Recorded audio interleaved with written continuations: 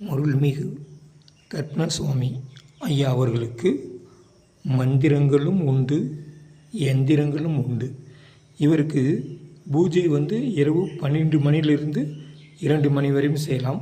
பகலிலும் பூஜை செய்யலாம். 24 மணி நேரமும் பூஜை செய்யலாம்.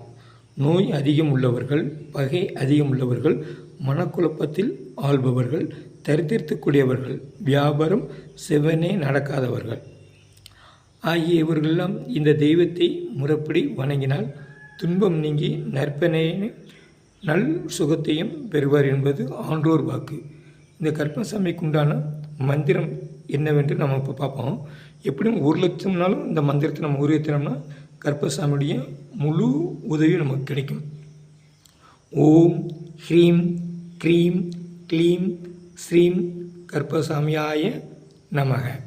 இந்த மந்திரம்தான். நன்றி.